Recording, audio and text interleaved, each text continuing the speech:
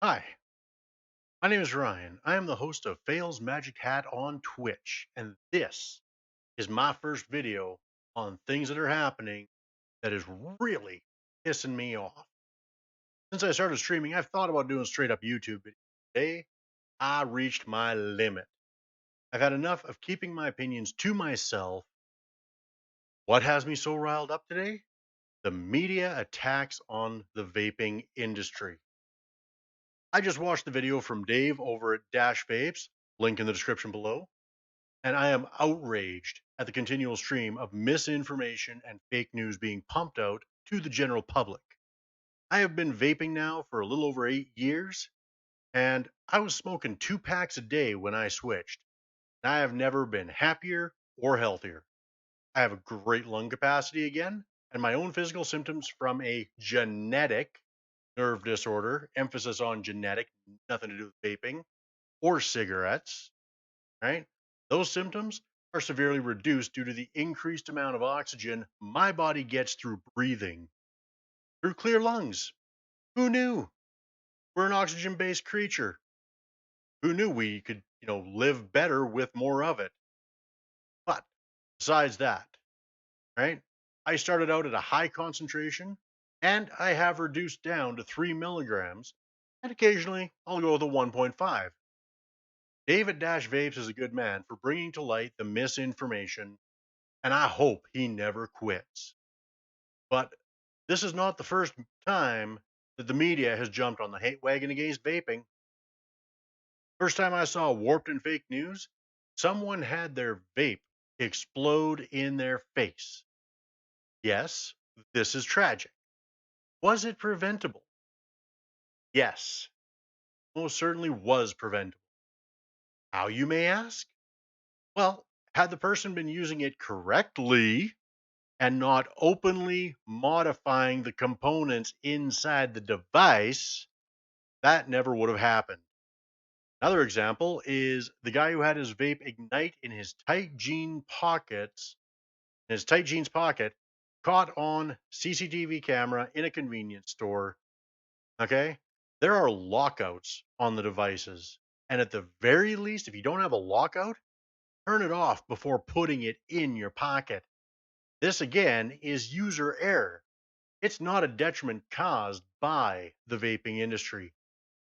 A little more recently, 3 people in the US using a 50 plus concentrate Nick salt on a sub-ohm RDA while mixing fentanyl in on the deck, being hospitalized and later dying from the effects of it. Is that the vaping industry's fault or the users? Okay? I get it. Make a product and someone will find a way to misuse it. I've seen hair dryers with warning labels of not to be used while in shower. I guarantee that warning label is there because someone was just that stupid. Does that mean hair dryers should be banned or overly regulated? No. It means people need to be smarter. Do I agree that e-cig products should be restricted from minors? Definitely. But for the millions of people it helps who are adults and use as directed, don't bear down on us because we aren't killing ourselves with tobacco. Should the composition of e-liquid be monitored and regulated? For sure. Lack of regulation on e-liquids, be it for THC or nicotine, okay? The lack of regulation is why people like Benjamin Camarillo of Amarillo, Texas, wound up in his current situation. It's criminal when people clone other products to make a quick buck and the customers suffer for it. But even that should fall as a responsibility to the dispensary or the vape shop for not checking and maintaining quality control on what products they are selling. Speaking of which, some vape products are actually owned and produced by tobacco companies. And to avoid hassle from them, I'm going to leave their names out of it. Okay? I don't need the hassle. Just know that some vape companies are actually owned by tobacco producers. Okay? On that note, I bought a pod cartridge from one company that I know. is owned by a tobacco company itself. Okay? One prepackaged pod of e-liquid, cracked it open, dripped it onto a benzene acetate strip for testing, which, like, I mean, you use them for fishing. If you're fishing out in the wild, you know, you can dip it in the water, and if it, you know, tests positive for benzene, okay, you know that any fish out of there are going to be toxic, so don't eat them, right? Simple, smart, not the worst thing in the world. But put the chemical on there, right? Their little e-liquid, and guess what? It came back positive. Okay. Now, I can't say with 100% certainty, but the only reason I can think of that they would put benzene in their e-liquid is because it is one of the causing carcinogens of cigarettes. And it is their hope to then end up getting somebody who has been just vaping, never smoked cigarettes, and still getting lung cancer from having the ingestion of the benzene, right?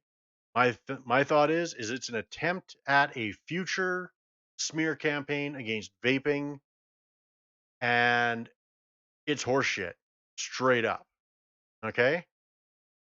Now, smear campaigns happen. Okay. It doesn't matter what the industry is, you will find smear campaigns happening. Okay. And the vape industry growing as much as it has, causing billions, if not trillions a year in profits, tobacco companies, as well as those at the heads of the pharmaceutical arenas. Okay. People aren't buying cigarettes, tobacco companies suffer.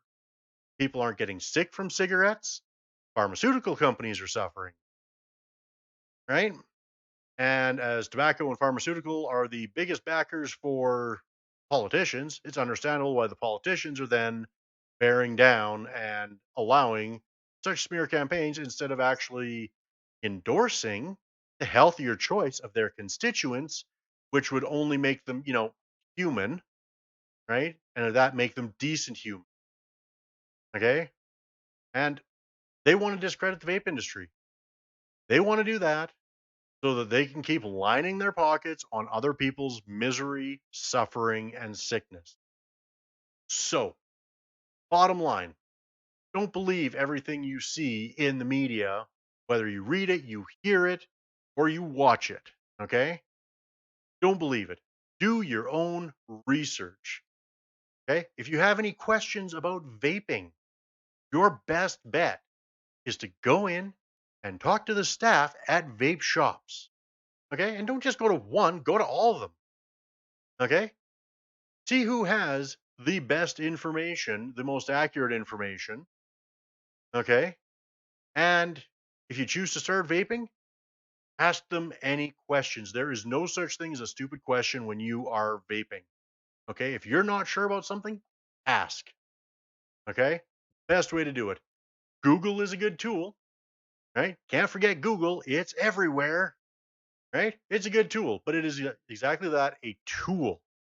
Best used in this situation for finding vape shops in your area.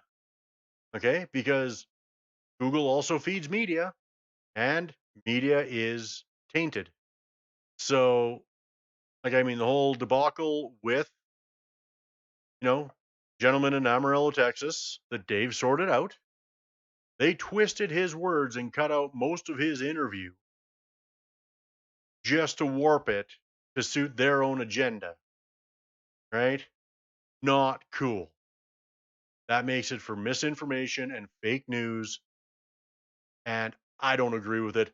That pisses me off. Okay? For like, if you want any follow up or have any other questions, I am live on the air Monday to Friday at 0800 Mountain Standard Time. Link in the description below. And if you found this video to be helpful, or you just generally agree with my sentiment on this, don't forget to hit that like and subscribe button below to be notified when more content like this comes out. I am Failhat, and remember, you are awesome.